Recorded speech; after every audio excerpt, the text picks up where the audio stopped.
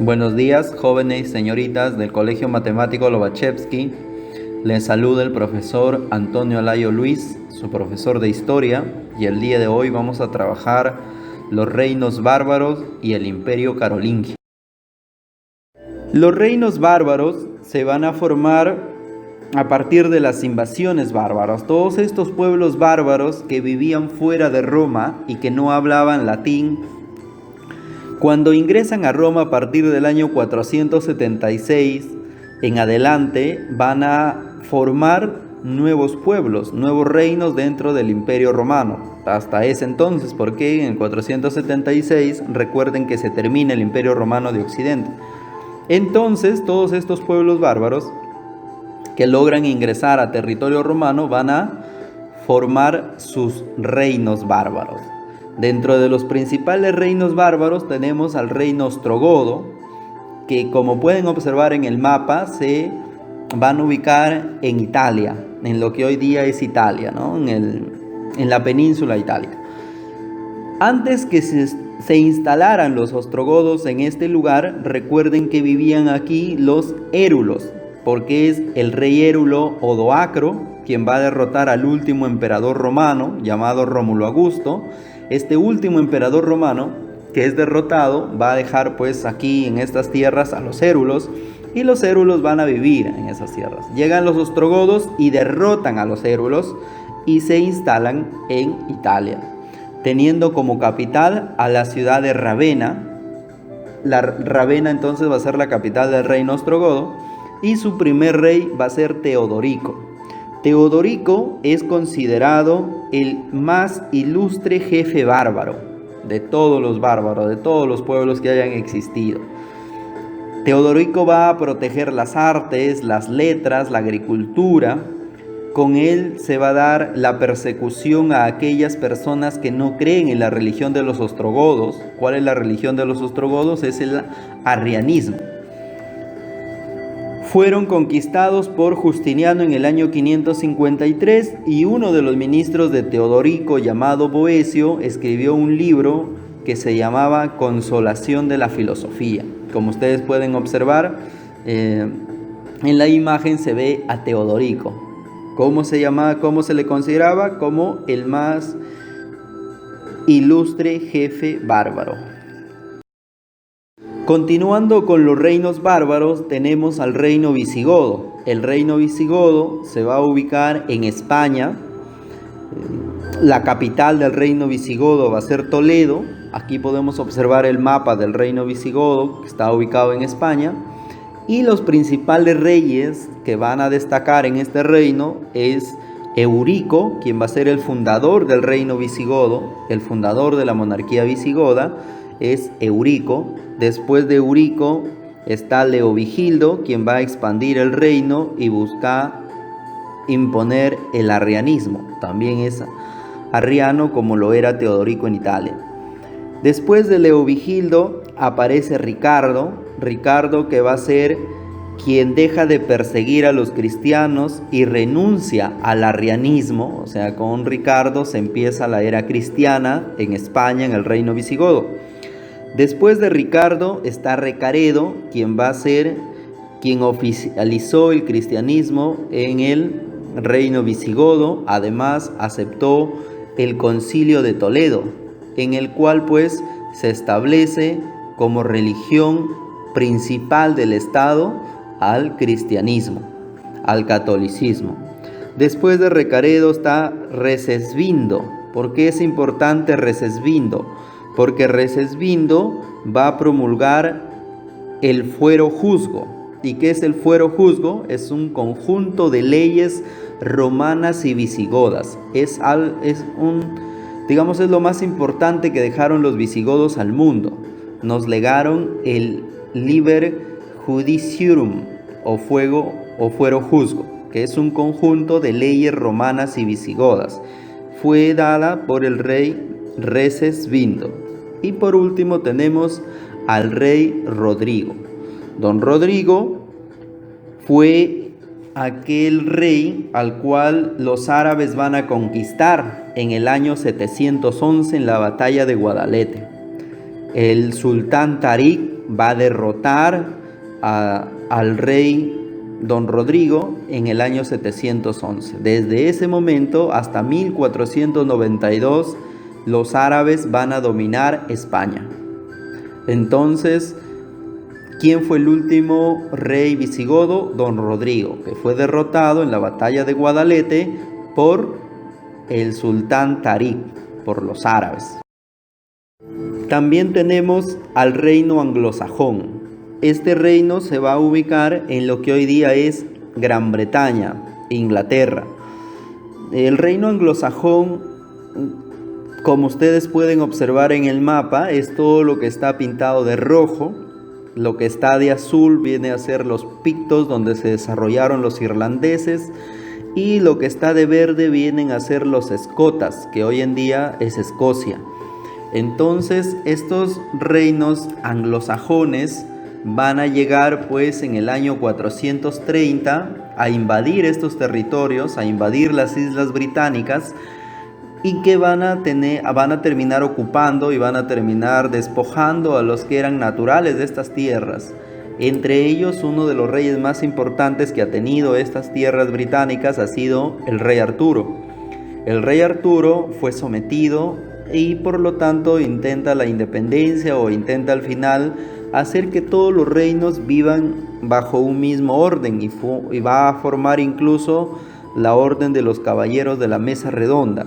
Sin embargo, no se llega a ningún acuerdo, y cada estado o cada reino vive por separado, fundándose así la famosa heptarquía, 7 reinos, ¿no? Gobierno de 7 reinos, donde existían 4 sajones como Kent, Sussex, Wessex, Essex, y 3 anglos, Northumberland, Mercia y East Anglia. Estos 7 reinos, que viven con sus propias costumbres, sus propias tradiciones, todas asentadas dentro de lo que hoy día es Inglaterra. El soberano de Wessex, Egberto, fue el rey que logra unificar los 7 reinos, logró convertirlos en un solo reino. Y es así que Egberto se va a convertir en el primer rey de Inglaterra en el año 872.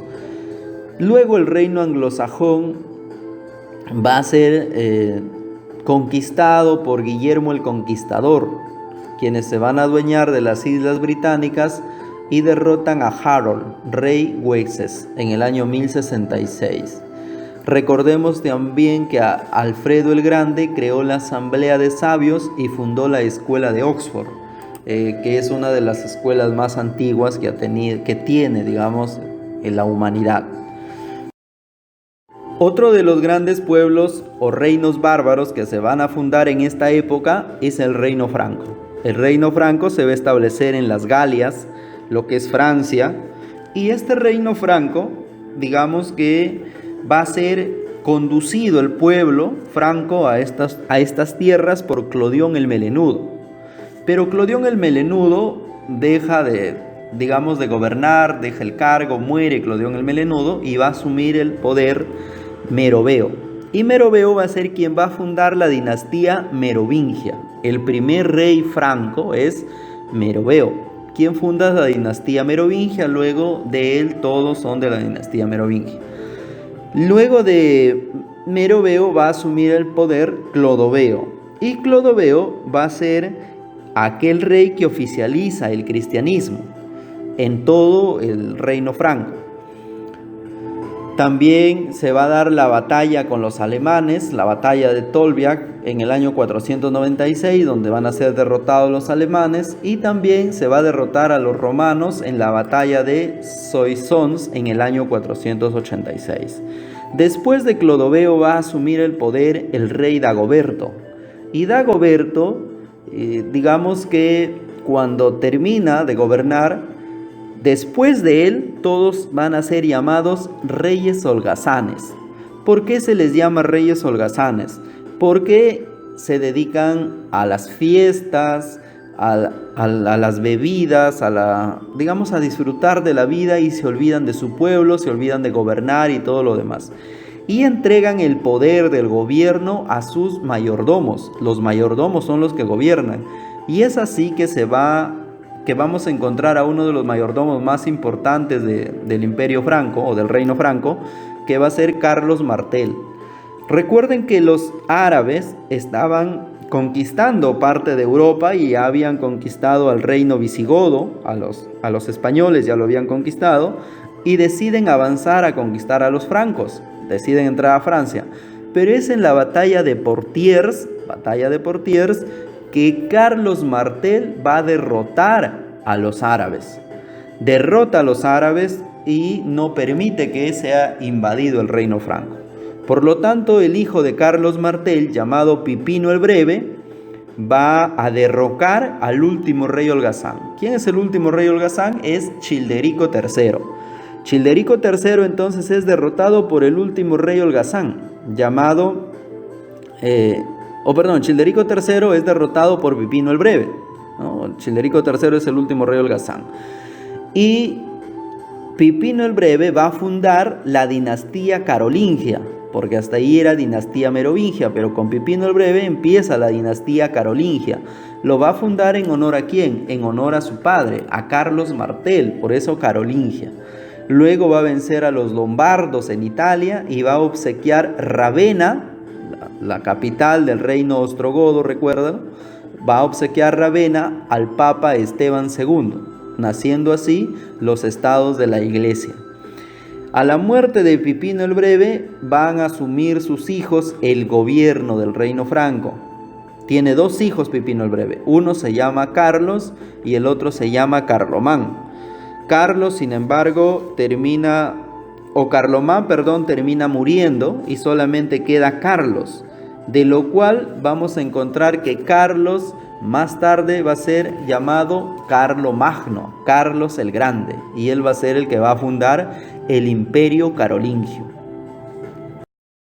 El Imperio Carolingio se va a desarrollar en lo que hoy día es Francia, en lo que también es Dinamarca, Países Bajos, Bélgica. Digamos que todo lo que está de verde en el mapa vendría a ser el Imperio Carolingio, que fue gobernado por uno de los más grandes emperadores que tuvo esta Edad Media, que es Carlomagno, que significa Carlos el Grande, ya lo habíamos mencionado. Si nos preguntaran cómo se forma el Imperio Carolingio, la formación sabemos que es a partir del Reino Franco, a partir de que Pipino el Breve derrota al último rey holgazán Childerico III y funda la dinastía carolingia, dejando a su hijo Carlomagno como uno de los herederos. Pero Carlomagno decide expandir su reino, decide expandir su imperio ¿a través de qué? A través de las guerras, a través de expediciones militares. Y se va a dar la guerra contra los lombardos en Italia en el año 742. El Papa Adriano I fue atacado por Desiderio, que era el rey de los lombardos que vivían en Italia. Entonces, como el Papa Adriano es atacado, Carlomagno acude en ayuda del Papa y derrota al rey Desiderio en la batalla de Pavia. Se apodera de las tierras del rey Desiderio y Carlomagno allí se va a proclamar rey de los francos y rey de los lombardos, obteniendo una corona de plata y una corona de hierro. Luego también va a tener una expedición en España contra los musulmanes o los sarracenos en el año 778. En la primera etapa de la expedición contra los españoles, el ejército de Carlomagno es derrotado en la batalla de Roncesvalles. Aquí va a morir su sobrino, el conde de Rolando. Por eso es que este hecho va a inspirar a la canción de Rolando, que es una de las primeras canciones de la gesta francesa. Finalmente, en el año 801, Carlomagno conquistó Barcelona, estableciendo la marca Hispania o la marca hispánica. ¿Qué es una marca? ¿Por qué se le llama? Ustedes pueden observar en el mapa, en la parte inferior izquierda, dice marca hispánica. La marca hispánica o las distintas marcas que va a establecer Carlomagno es para proteger al reino, para proteger a su imperio. Ya vamos a hablar de las marcas. Luego tenemos la expedición en el norte de Alemania, o las guerras en el norte de Alemania contra los sajones de Germania o Alemania, entre el año 772 y 804. El guerrero Widukind, jefe de los sajones, se va a oponer a las invasiones de Carlomagno, sin embargo va a ser derrotado y también va a ser bautizado al cristianismo, porque Carlomagno ya pertenece al cristianismo, por eso había ido en defensa del Papa Adriano I. Luego de eso, Carlomagno es coronado como Carlos I, Magno, por eso Carlos el Grande. Carlomagno el Grande, emperador del Sacro Imperio Romano Germánico, así se le conocía. Fue otorgado entonces como nuevo emperador de Roma, mira, emperador del Sacro Imperio Romano Germánico. Ese título fue otorgado por el Papa León III. Entonces León III es quien otorga el título de emperador romano a Carlomagno en Navidad del año 800. Va a ser entregado este título a Carlomagno. De este modo se establece el Imperio Romano de Occidente, se restablece con Carlomagno. Carlomagno incluso quiere restablecer la cultura romana. Por eso es considerado el mejor gobernante de la Edad Media. La capital del Imperio Carolingio es Aquisgrán, que se ubicaba en Alemania, y el idioma que se hablaba es el latín. La organización administrativa y política del Imperio Carolingio. En esta organización que va a determinar Carlomagno para su imperio es que va a ser una monarquía absolutista, una monarquía absoluta, porque el rey es el único que gobierna con un poder absoluto sobre los demás. Y para eso va a establecer las leyes capitales. Estas leyes van a obedecerse de manera arbitraria, porque en una monarquía absoluta el rey es el que ordena. Y para tener un mayor control y orden de su reino, va a dividir en 3 clases de provincias: los condados, los marcas y los ducados. Si podemos observar el mapa que está en la parte superior derecha, podemos ver que la parte de naranja es lo que era el reino franco hasta antes de Carlomagno. Luego la parte de amarillo, todo lo que viene a ser de amarillo, les decía que eran las expediciones militares de Carlomagno y que fueron, digamos, los territorios que logró invadir o los territorios que logró anexar al reino franco y convertir en el Imperio Carolingio.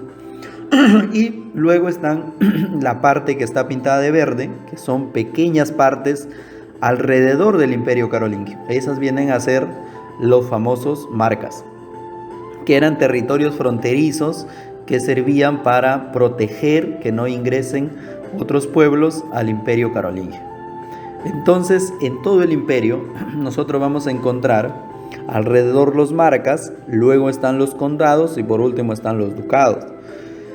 ¿Qué es un condado? Un condado eran las provincias interiores que eran regidas o dirigidas por un conde. Entonces, en un condado gobierna un conde. Estas se dedican a cobrar impuestos y a dirigir las tropas de su jurisdicción, o sea, quiere decir de su condado. Luego tenemos los marcas, que como ya mencionamos, estas son provincias militares fronterizas, se encuentran en la frontera del imperio, al mando de un marqués. En un marca gobierna un marqués. Entre las principales marcas tenemos la marca hispánica, que ya lo habíamos mencionado, que está al sur, la marca del este en Austria y la marca danesa, entre otras marcas. También están los ducados. Los ducados viene a ser un conjunto de condados. ¿Y quién va a gobernar aquí? El duque. Son las provincias militares interiores. El comandante general del ejército en las provincias interiores. Aquí se va a dar la mayor división de jerarquía social conformada por varios condados y varios marcas. Dentro de los principales autoridades que existían después del rey, después de Carlomagno, estaba el Missi Dominici. El Missi Dominici, que significa enviados del Señor.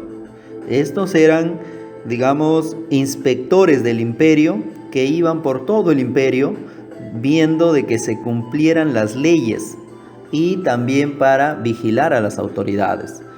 Eran dos inspectores, un laico que era civil y un eclesiástico que era un obispo. Recorrían el imperio 4 veces al año, informaban sobre la conducta y labor de los funcionarios y también realizaban juicios populares. También se encontraban el canciller, que era el secretario, digamos, del rey de Carlomagno, el chambelán, que viene a ser o viene a estar al servicio personal del emperador, el conde de palacio, que gobernaba la casa donde vivía el emperador, y el archicapellán, que era o que tenía el servicio religioso de palacio. Entonces, en el aspecto social podríamos determinar que existen pues las clases privilegiadas y los no privilegiados, ¿no? La clase privilegiada, donde estaba el rey o el emperador Carlomagno, los caballeros y los sacerdotes, el clero. Y en la clase no privilegiada pues están los campesinos, los artesanos, los comerciantes, agricultores, el pueblo en general. Ahora vamos a ver la organización jurídica del Imperio Carolingio. Cómo era que se juzgaba a las personas dentro del imperio de Carlomagno. Recordemos que Carlomagno de alguna u otra forma quiere restablecer el imperio romano. Es así que va a dar mucha importancia a la parte cultural y dentro de ello se encuentra precisamente la parte judicial. Con la ayuda de los mejores juristas de la época, Carlomagno reunió leyes antiguas y promulgó otras nuevas leyes, las famosas leyes capitulares. Estas leyes capitulares se les llama así porque es un conjunto de leyes que se encuentran divididas en capítulos, por eso se les llama leyes capitulares. Cuando faltaban pruebas o testigos, se practicaba las ordalías, la ordalía o también el juicio de Dios, ordalías o juicios de Dios. En estas ordalías se dice que se trata de invocar o interpretar el juicio de la divinidad. Dios interviene a favor del inocente. Por lo tanto, las ordalías o los juicios de Dios se daban dentro del Imperio Carolingio. Habían 3 formas de ordalías. Han existido muchas más formas, pero las que se practicaban en el Imperio Carolingio fueron 3. La prueba de la cruz, esta prueba consistía en que la persona o quien era acusado se tenía que parar delante de un altar y se colocaban a las 2 personas de pie, inmóviles, con los pies juntos y los brazos abiertos en la actitud de estar crucificado.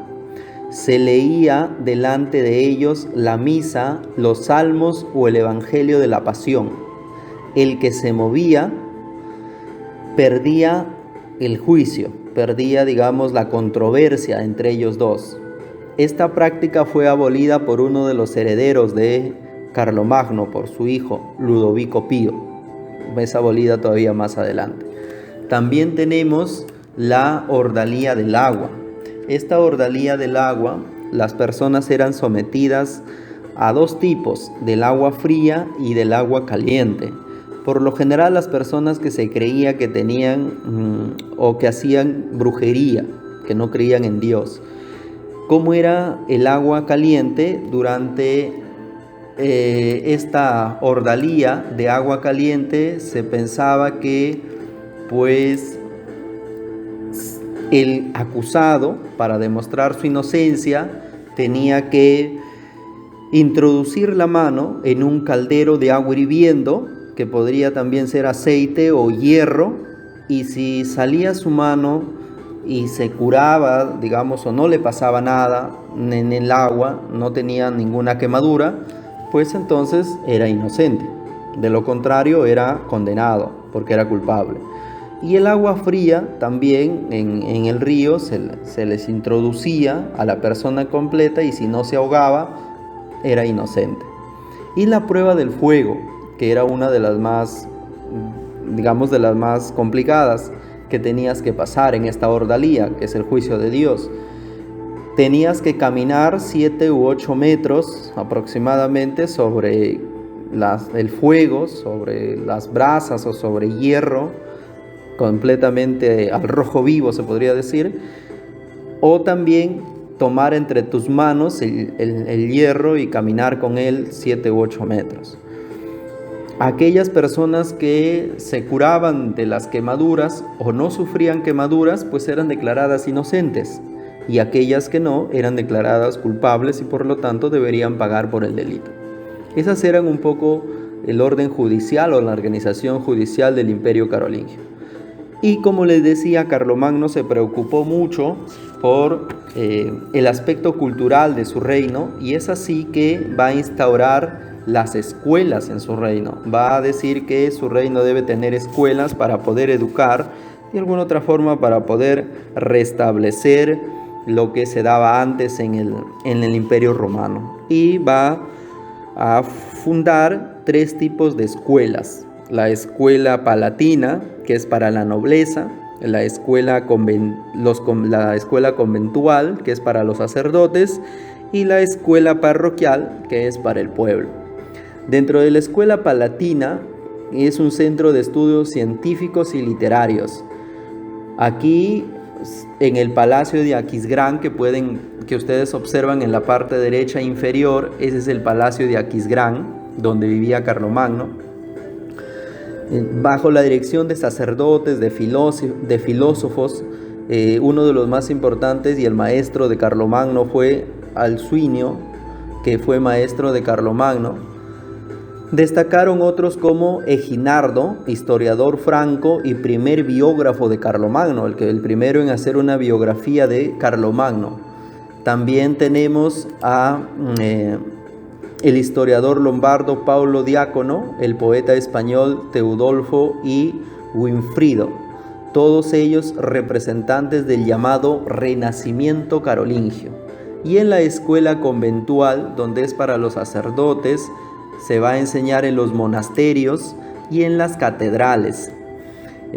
Aquí, como les decía, el maestro de Carlomagno, Alcuino, introdujo el programa de las 7 artes liberales, que las va a dividir en 2 grupos.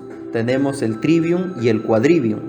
En el trivium se va a enseñar retórica, gramática y dialéctica. Y en el quadrivium se va a enseñar música, astronomía, aritmética y geometría. Esas son las 7 artes que se van a desarrollar en la época del Imperio Carolingio. Y en la escuela parroquial, que es para el pueblo, se enseñaba en todas las iglesias y era una educación gratuita. Aquí se les enseñaba a leer y a escribir, tanto el catecismo, a hacer cantos también religiosos en nombre de Dios. Principalmente es una enseñanza religiosa. Vamos a terminar con la decadencia del Imperio Carolingio. Se menciona que en el año 814 Carlomagno muere y va a asumir el poder del Imperio Carolingio su hijo, Ludovico Pío, o también llamado Luis el Piadoso. A la muerte de Luis el Piadoso en el año 840, sus 3 hijos de Ludovico Pío o Luis el Piadoso se van a pelear por el Imperio Carolingio. Sus 3 hijos, que son Carlos el Calvo, Luis el Germánico y Lotario. En el año 841, Luis y Carlos se unen contra Lotario, a quien van a derrotar en la batalla de Fontenay. Después de luchas constantes entre ellos, en el año 843 se va a firmar el Tratado de Verdún. Este Tratado de Verdún es para repartirse o dividirse el imperio carolingio entre los 3 hermanos, entre los 3 nietos de Carlomagno. Y va a quedar dividido de la siguiente manera. Como puedes observar en el mapa, de la parte inferior izquierda está la parte de rojo, que le va a corresponder a Carlos el Calvo. Es Francia, el gobierno de las Galias. Todo lo que es Francia prácticamente le corresponde a Carlos el Calvo.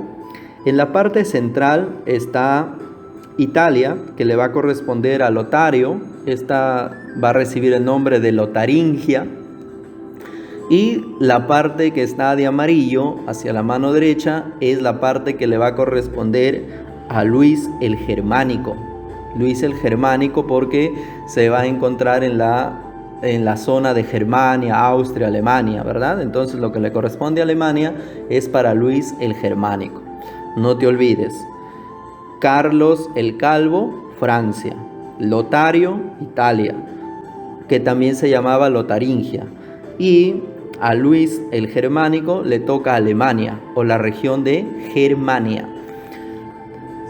La pregunta dice: de acuerdo al Tratado de Verdún, el imperio carolingio sería repartido entre los 3 nietos de Carlomagno, correspondiéndole a Luis la región de Germania. Alternativa E. Muy bien. Aquí hay otra pregunta que dice: durante el reinado de Carlomagno se puede afirmar que ¿qué es lo que se propone Carlomagno? Habíamos mencionado ya. ¿Promover una alianza con los sajones y los érulos? No. ¿Realizaron acciones de expansión comercial? Sí, pero no era lo importante. ¿Qué es lo que se propone Carlomagno? Principalmente se propone restablecer el imperio romano de Occidente. Por lo tanto, en esta pregunta la alternativa sería la C. Y de esta manera estamos llegando al final de los reinos bárbaros y del imperio carolingio. Tienes que resolver la práctica del documento adjunto y pues eso sería todo por el día de hoy. Muchas gracias.